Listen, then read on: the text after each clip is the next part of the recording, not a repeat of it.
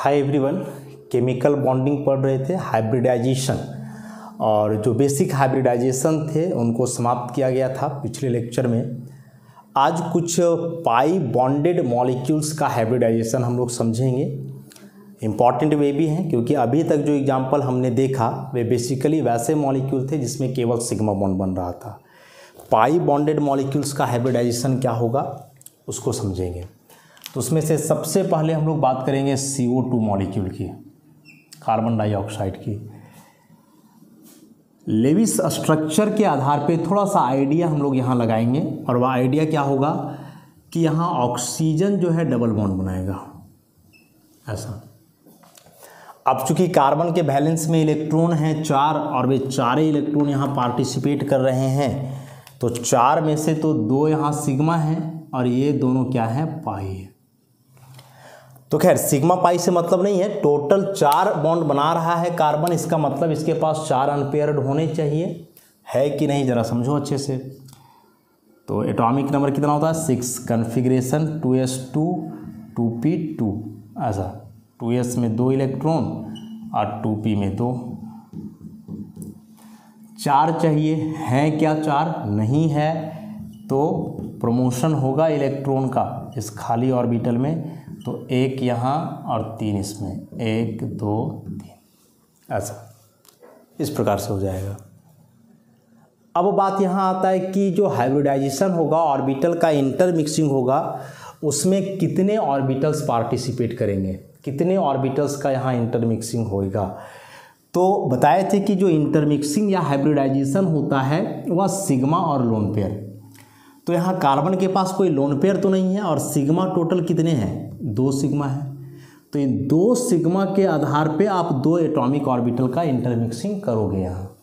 तो इन 2 का इंटरमिक्सिंग करोगे तो एक S रहेगा ऑब्वियसली और एक P, तो जो हाइब्रिडाइजेशन हो जाएगा वह sp ऐसा, sp ऑर्बिटल हुए। अब P में हम लोग जानते हैं कि pz पार्टिसिपेट करता है, तो ये जो 2 ऑर्बिटल बचे ऑब्वियसली px और py बच गए ऐसा, इस तरह से।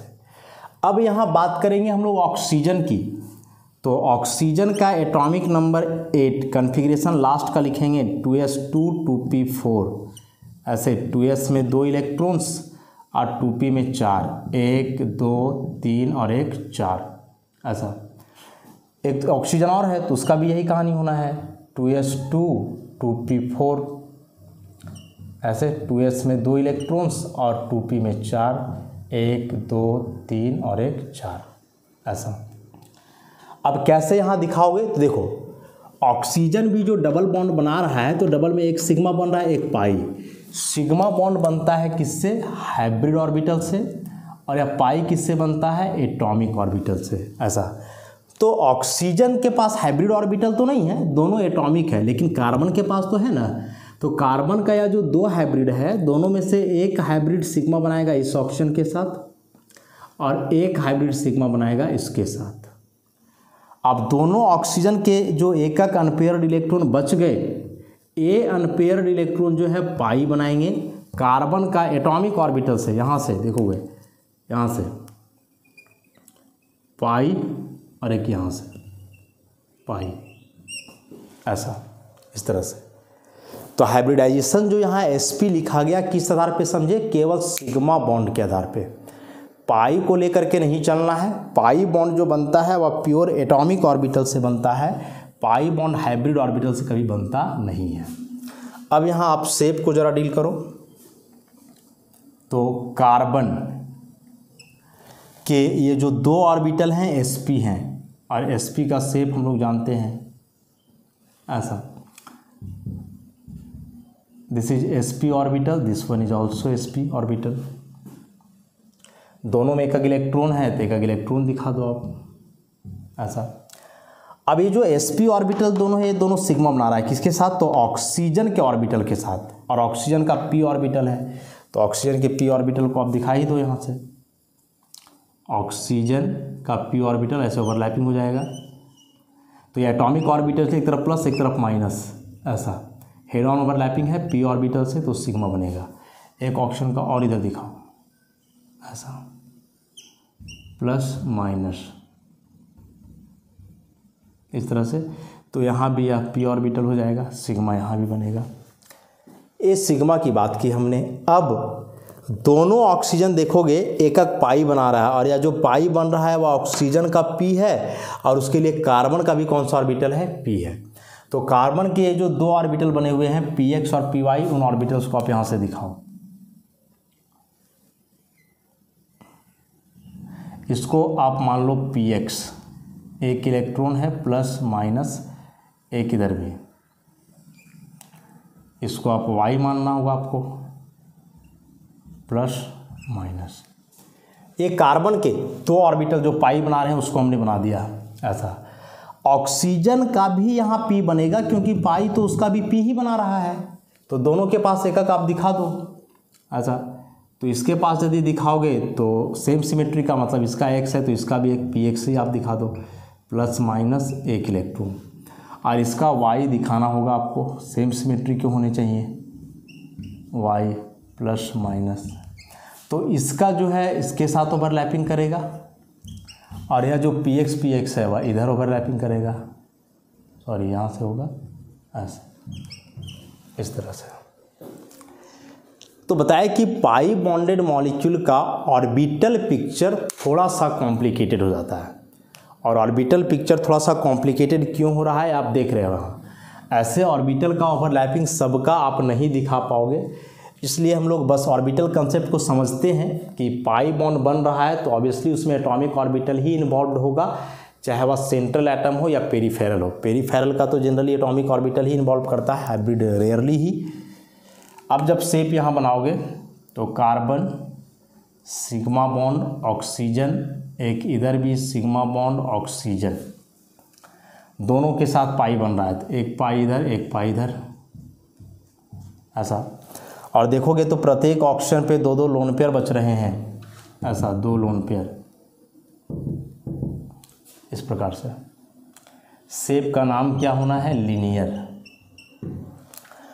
इस सिग्मा बॉन्ड का नाम sp सिग्मा बॉन्ड, और इस पाई का नाम p पाई बॉन्ड। यह भी वही है p पाई बॉन्ड, एक ही जैसे बॉन्ड होंगे सभी ऐसा।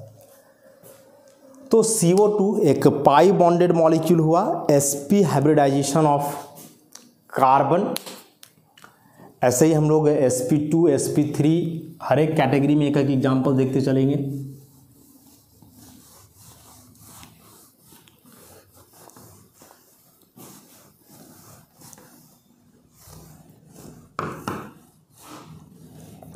तो अगला SO3 मॉलिक्यूल की बात करें, सल्फर 3 ऑक्सीजन, तीनों डबल बॉन्ड बनाएगा। लेविस फार्मूला से हम लोग यह कंक्लूजन सामने लाए थे। तो सल्फर टोटल बॉन्ड 6 बना रहा है, लेकिन 6 में से सिग्मा 3 है और बाकी 3 क्या है, पाई। तो पाई तो हाइब्रिडाइजेशन में भाग लेंगे ही नहीं ऐसा। तो ओवरऑल सल्फर का यहाँ 6 इलेक्ट्रॉन है, मतलब 6 बॉन्ड बना रहा है, तो 6 अनपेयर्ड होने चाहिए। कन्फिग्रेशन से पता चलेगा 16 है एटॉमिक नंबर, तो लास्ट का 3s2 और 3p4, 3d, 3s में 2 इलेक्ट्रॉन्स, 3p में 4, 1 2 3 4, और 3d में सारे खाली हैं। तो टोटल तो 6 अनपेयर चाहिए ना, है कितना भी 2, तो 6 के लिए इसको आगे करना होगा। s का भी इलेक्ट्रॉन आगे जाएगा। सल्फर मोर इलेक्ट्रोनेगेटिव एटम से बॉन्डेड है, तो इलेक्ट्रॉन का प्रमोशन ऐसे हो गया। तो 1 अनपेयर यहाँ बचा, 3 बच जाएंगे यहाँ, 1 2 3, और बाकी 2 इसमें, 1 2। अब यहाँ बात आता है कि इंटरमिक्सिंग होगा कितने ऑर्बिटल का, हाइब्रिडाइजेशन कितने का होगा। तो जितना सिग्मा बन रहा है, और सिग्मा यहाँ कितना बन रहा है, 1 2 3, तो यही तीनों सिग्मा का यहाँ से होगा इंटरमिक्सिंग 3 ऑर्बिटल का। तो एक s का रहेगा, बाकी 2 p का रहेगा, यहाँ से यहाँ तक का sp2 हाइब्रिडाइजेशन ऐसे। तो यहाँ से आप 3 दिखला दो, 1 2 3, ये तीनों sp2 ऑर्बिटल हुए। अब हम लोग ऑक्सीजन की बात करेंगे यहाँ से। तो ऑक्सीजन का एटॉमिक नंबर 8, कन्फिग्रेशन क्या होता है लास्ट का, 2s2 होता है और 2p4 होता है। तो 2s में 2 इलेक्ट्रॉन्स और 2p में 4, 1 2 3 4। ऑक्सीजन के पास 2 अनपेयर्ड है, तो बताया कि 2 अनपेयर्ड है, उसमें से ऑक्सीजन दोनों सिग्मा तो नहीं बना रहा है, एक सिग्मा बना रहा है एक पाई, तो पाई बनाएगा एटॉमिक ऑर्बिटल से और सिग्मा बनाएगा किससे, हाइब्रिड ऑर्बिटल से। तो देखो यह हाइब्रिड ऑर्बिटल से बना दिया सिग्मा, पाई के लिए इसको एटॉमिक ऑर्बिटल में मिलना होगा यहाँ पर, ऐसा। ऐसे टोटल 3 ऑक्सीजन है ना, तो 3 में से आप एक का दिखाए हो, बाकी 2 और होंगे, तो एक ऑक्सीजन और यहाँ लिखे, तो एक यहाँ इसके साथ बनाएगा सिग्मा और यहाँ इसके साथ बनाएगा पाई, एक ऑक्सीजन और, तो फिर यहाँ इसके साथ बनाएगा सिग्मा और यहाँ से बनाएगा पाई। अब यहाँ से जो एक इम्पॉर्टेंट कंक्लूजन सामने आएगा वह कि सिग्मा और पाई बॉन्ड जो यहाँ बन रहे हैं क्या सभी एक जैसे हैं या उनमें कुछ अंतर है। तो सिग्मा सभी एक जैसे लग रहे हैं क्योंकि सारे सिग्मा बन रहे हैं sp2 हाइब्रिड ऑर्बिटल से, लेकिन पाई में ऐसा नहीं है। इस पाई को देखोगे तो सल्फर का p ऑर्बिटल है, ऑक्सीजन का भी p ही ऑर्बिटल है, तो यह जो पाई बॉन्ड होगा this will be p pi bond, दोनों p से बन रहा है। लेकिन इन दोनों पाई बॉन्ड की यदि बात करें तो इसमें से ऑक्सीजन का p तो होगा, उसमें तो d की बात ही नहीं है, लेकिन सल्फर के दोनों d ऑर्बिटल्स हैं, तो इन दोनों को हम लोग इस बार बोलने वाले हैं p pi d pi bond, p pi d pi bond. मतलब यहाँ ही जो बॉन्ड बना होगा कैसे बना होगा कि ऑक्सीजन का p और सल्फर का d, मतलब ऐसे कि यदि यहाँ आप ऑक्सीजन दिखा रहे हो और यहाँ सल्फर, तो सल्फर का d, तो d मतलब डबल डम्बल वाला ऐसा, और ऑक्सीजन का p तो ऐसे, इस प्रकार से बन रहा होगा ऐसा, plus plus plus minus minus minus, PD या p है d है, पाई बन रहा है यहाँ, इस प्रकार से बन रहा होगा इसमें। अब उन सारे ऑर्बिटल्स को यहाँ बना करके दिखला पाना थोड़ा मुश्किल है, तो सबको हम लोग नहीं दिखाएंगे, बस समझ गए कि p pi d pi bond क्या है और कैसे बना, तो यहाँ से इसको हम लोग क्लियर करने वाले हैं, इस जगह से पता चल गया हम लोग को।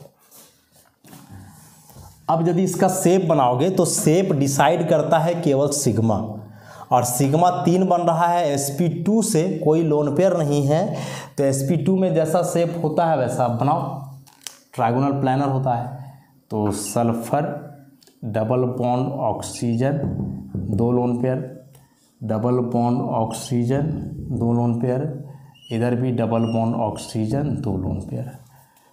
रेगुलर शेप है, कोई दिक्कत नहीं है, ट्रायगोनल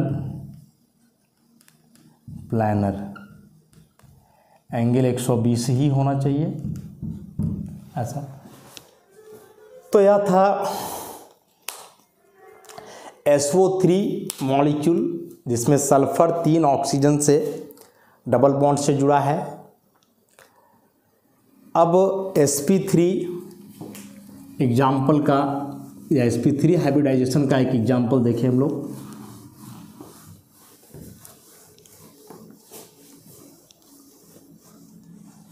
और उसके लिए हम लोग लेंगे SOCl2 मॉलिक्यूल को। SOCl2 के बारे में क्या जान रहे हैं हम लोग, ऑक्सीजन है डबल बॉन्ड, क्लोरीन है सिंगल बॉन्ड, सल्फर का वैलेंस में इलेक्ट्रॉन कितने 6, बॉन्ड की तरफ बना रहा है 4, बचे 2 लोन पेयर के रूप में। इसमें से ये 3 सिग्मा है और 1 पाई है ऐसा, टोटल 4 अनपेयर चाहिए। तो एटॉमिक नंबर 16 है ना, 3s2 3p4 3d ऐसा, 3s में 2, 3p में 4, 1 2 3 4, 3d के सारे ऑर्बिटल खाली हैं यहाँ से। अब क्या करोगे, चाहिए तो 4, तो 4 करने के लिए एक को आगे करना होगा, s का इलेक्ट्रॉन वैसे ही रह जाएगा ऐसा, 1 2 3 और एक यहाँ 4। इंटरमिक्सिंग कितने ऑर्बिटल का होगा, तो इंटरमिक्सिंग मतलब जो हाइब्रिडाइजेशन होता है वह वैसे ऑर्बिटल का जो सिग्मा बनाए और लोन पेयर जिसमें हो। तो सिग्मा यहाँ बन रहे हैं 3 और एक क्या है लोन पेयर, टोटल 4 हुए, तो 4 में एक लोन पेयर वाला ये ऑर्बिटल हुआ और बाकी 1 2 3 यहाँ से यहाँ तक। This is sp3 hybridization. तो यहाँ से अब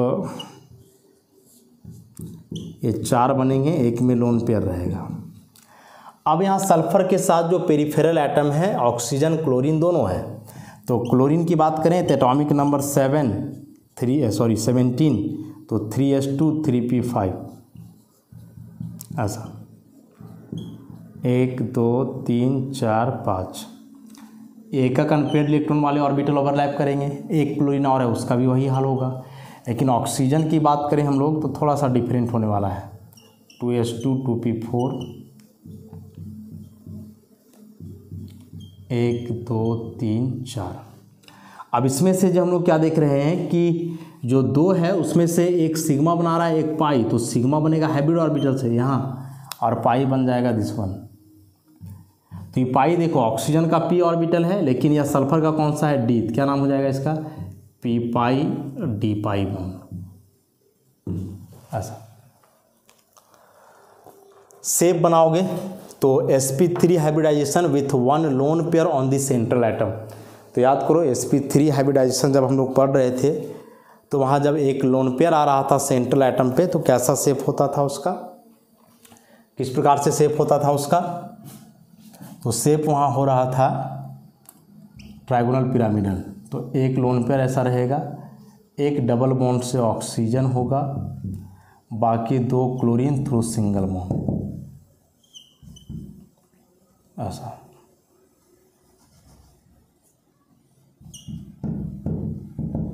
इस प्रकार से, और शेप अमोनिया के जैसा है, क्या नाम लिखेंगे इसको हम लोग, ट्राइगोनल पिरामिडल ऐसा। ऐसे कई एग्जाम्पल्स हैं इस कैटेगरी में। आप SO2Cl2 बना सकते हो, इस कैटेगरी में आप POCl3 बना सकते हो, XeO4 बना सकते हो, XeO3 बना सकते हो। सब में पाई बॉन्ड बन रहा है और सब में आप देखोगे तो ऐसा ही होगा, सबका हाइब्रिडाइजेशन यहाँ sp3 होने वाला है। नेक्स्ट आगे बढ़ते हैं हम लोग, sp3d के लिए ऐसा कोई एग्जाम्पल ढूंढते हैं।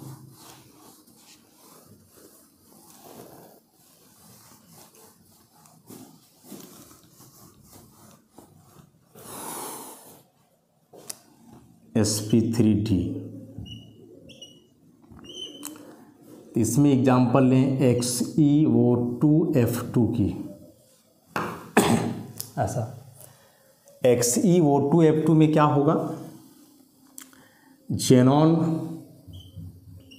2 ऑक्सीजन से है तो दोनों डबल बॉन्ड, 2 फ्लोरीन से है तो दोनों फ्लोरीन क्या बनाएगा, सिंगल बॉन्ड। जेनॉन का वैलेंस में इलेक्ट्रॉन कितने हैं, 8 नोबल गैस है, तो बॉन्ड कितना बन रहा है, 1 2 3 4 5 6, 2 बचेंगे लोन पेयर के रूप में। तो यहाँ जेनॉन टोटल 6 बॉन्ड बना रहा है तो 6 अनपेयर्ड चाहिए, है कि नहीं देखते हैं। एटॉमिक नंबर 54, लास्ट में 5s2 5p6 5d पूरा वैकेंट। तो 5s के ये 2 इलेक्ट्रॉन, 5p में 6, 1 2 3 4 5 6 और 5d पूरा का पूरा वैकेंट ऐसा। 6 अनपेयर्ड चाहिए ना, अभी एक भी नहीं है, तो 6 ये तीनों 5p के इलेक्ट्रॉन को प्रमोट करो, s का प्रमोशन नहीं है। 1 2 3 1 2 3।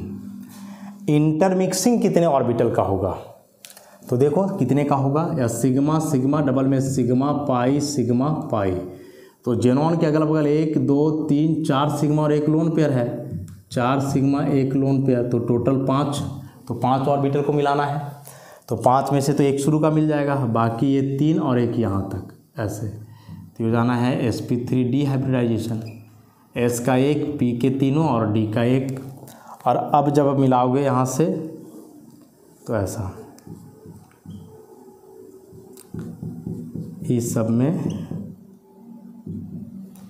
और ये 2 बच गए।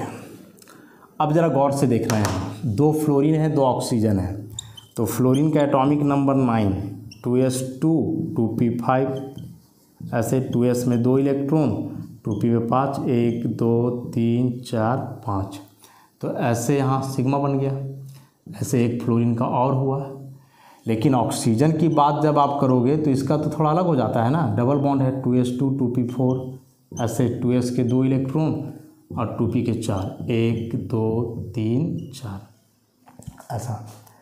अब जो ऑक्सीजन का 2 है तो उसमें तो एक सिग्मा बनाना है, तो एक सिग्मा बनाएगा, जो सिग्मा बन रहा है वह हाइब्रिड ऑर्बिटल से, और एक पाई बनेगा यहाँ एटॉमिक ऑर्बिटल से। एक ऑक्सीजन और है तो उसका भी कुछ ऐसा ही होगा, ऑक्सीजन तो यहाँ से बनाएगा सिग्मा और यहाँ से बनाएगा पाई, ठीक। तो यह हाइब्रिडाइजेशन हुआ। अब sp3 dehybridisation with 1 lone pair of central atom, कि sp3 डिहाइब्रिडाइजेशन है लेकिन सेंट्रल एटम के पास एक लोन पेयर है, तो क्या शेप होता है इस कैटेगरी में, जरा याद करो कि शेप क्या होता है इसमें। SF4 मॉलिक्यूल की जैसा सीसॉ शेप, तो सीसॉ शेप इसका 2 प्रकार से बन सकता है, कैसे से जरा देखना। XE एक आप ऐसे बना सकते हो, F यहाँ डबल बॉन्ड O,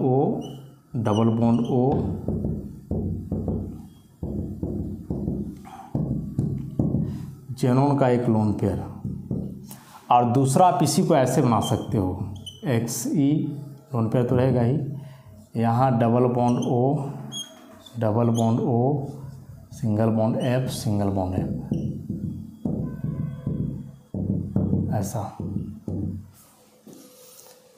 इस तरह से दिखाओगे आप। दोनों स्ट्रक्चर में कौन सही है, which one is correct one, कौन दोनों में से सही है।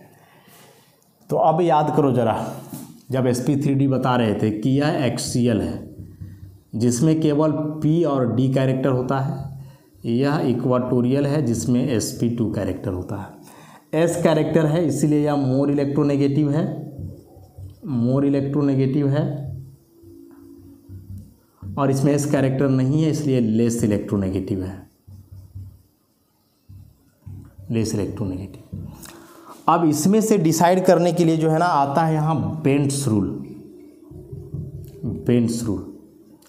और यह बेंट्स रूल क्या बोलता है, कि यह more electronegative atom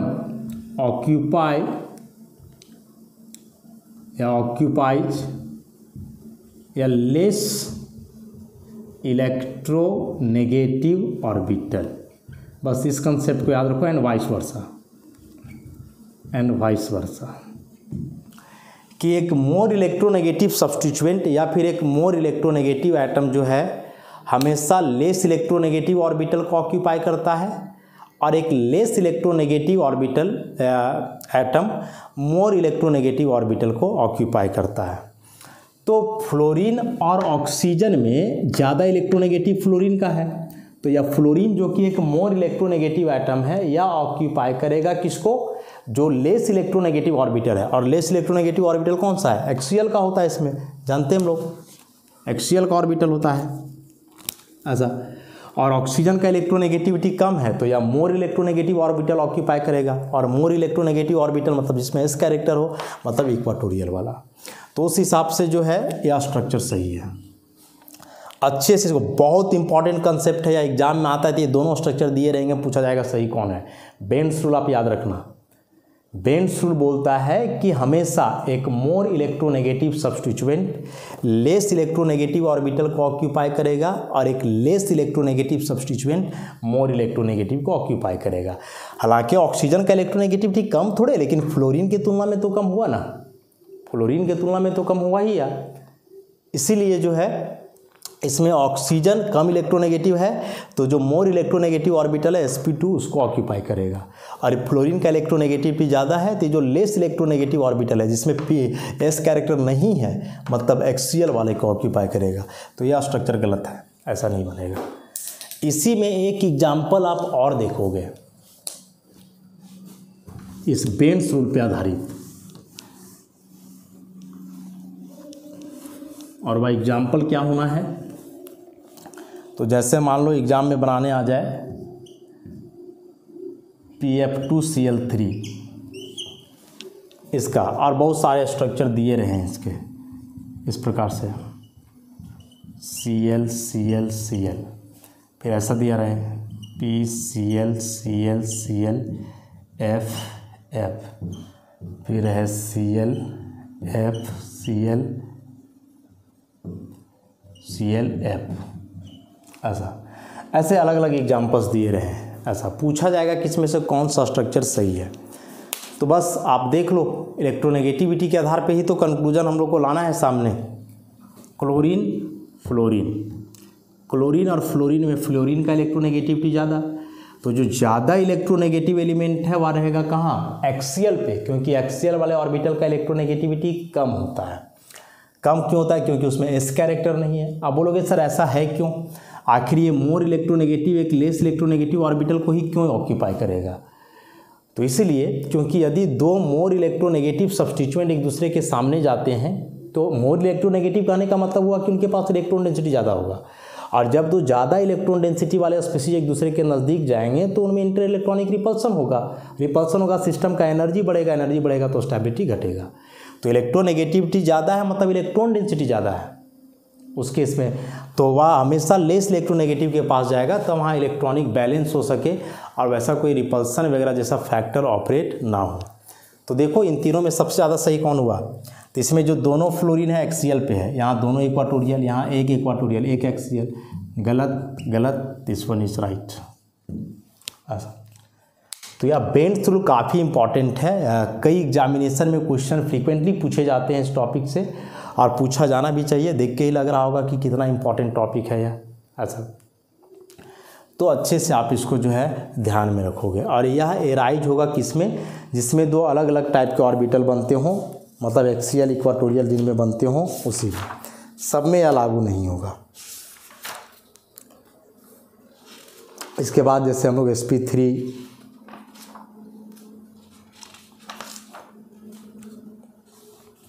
D3 sp3 D3 के बारे में पढ़े, वहाँ भी ऐसा ही कुछ होना है।